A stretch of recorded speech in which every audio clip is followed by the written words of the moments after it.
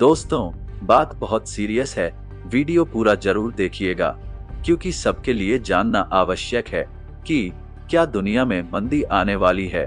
दोस्तों, वैसे तो दुनिया हर क्षेत्र में तेजी से आगे बढ़ रही है और हर देश रात दिन एक करके खुद को नंबर 1 बनाने की कोशिश में रहता है। मगर इसी बीच वर्ल्ड बैंक ने अपनी ताज़ा स्टडी में बताया है कि वर्ल्ड की बड़ी बड़ी अर्थव्यवस्थाएं जैसे अमेरिका, चाइना और यूरोपियन कंट्रीज की विकास दर में गिरावट नजर आ रही है।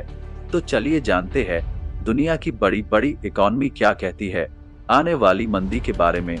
दोस्तों, IMF यानी अंतर्राष्ट्रीय मुद्रा कोष के बाद अब विश्व बैंक ने भी साल 2023 में मंदी के आने के आसार जताए हैं। विश्व बैंक का कहना है कि महंगाई को रोकने के लिए दुनिया भर के सेंट्रल बैंक इंटरेस्ट रेट्स बढ़ा रहे हैं, जिससे आर्थिक मंदी तेजी से आ सकती है। दोस्तों, पूरी दुनिया के बड़े बड़े देशों के लिए ये एक चिंता का विषय बन गया है। तो बने रहिए अंत तक। इस वीडियो में बात करेंगे मंदी का कारण और उपाय। वर्ल्ड बैंक के अध्यक्ष डेविड मालपास ने बताया कि ग्लोबल इकोनॉमी काफी धीरे से आगे चल रही है। इसमें और गिरावट आने पर ज्यादातर देश मंदी की चपेट में आ जाएंगे और ये विकसित और विकासशील दोनों ही अर्थव्यवस्थाओं में तेजी से बढ़ता जा रहा है। दुनिया के लगभग सभी देश महंगाई को रोकने के लिए ब्याज दरों में लगातार बढ़ोतरी कर रहे हैं, लेकिन महंगाई कंट्रोल में नहीं आ रही। उल्टी विकास दर भी प्रभावित होनी शुरू हो गई है। कहा जा रहा है कि महंगाई 1982 और 2008 की तुलना में और भी ज्यादा हो सकती है। दोस्तों, उपाय के लिए अगर हर देश ये काम करता है तो शायद मंदी ना आए। मालपास ने कहा कि अगर पूरी दुनिया के पॉलिसी मेकर्स अपनी नीतियों को कंजप्शन पर फोकस करने के बजाय अगर उत्पादन पर फोकस करने वाली बनाएं, तो ज्यादा निवेश और प्रोडक्शंस को बढ़ावा दिया जा सकता है। इससे पहले आई मंदी ने भी महंगाई के जोखिम को बढ़ाया था। पुरानी मंदियों की वजह से दुनिया के देशों पर कई तरह के कर्ज हो गए थे। दुनिया भर के इकोनॉमिस्ट कहते हैं कि साल 2023 के लिए मंदी से जुड़े अनुमान निराश करने वाले हैं। मंदी के समय में कई कंपनियां द्वारा नौकरियों में कटौती की संभावनाएं हैं। यूएस प्रेसिडेंट बाइडेन कहते हैं कि अमेरिका अर्थव्यवस्था से जुड़ी सभी तरह की परेशानियों का सामना करने में सक्षम है। यूरोप और अमेरिका में मंदी के आने की वजह को लेकर दुनिया भर के बिजनेसमैन, इन्वेस्टर और इससे जुड़े सभी लोग बहुत घबराए हुए हैं। इस परेशानी की सबसे बड़ी वजह है उनकी नौकरी व रोजगार पर पड़ने वाला असर। इसी बीच अमेरिका के अखबार वॉल स्ट्रीट जर्नल का एक सर्वे सामने आया है।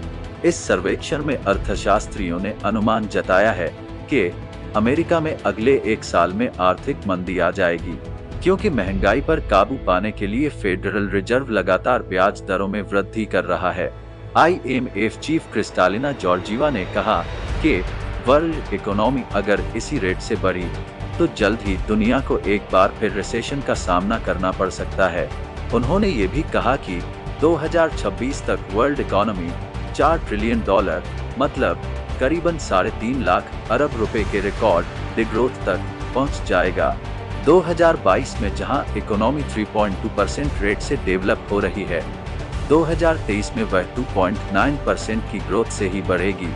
आइए जानते हैं इस मंदी के कारण आखिर किन कारणों से आएंगी मंदी। पहला है कोरोना की महामारी।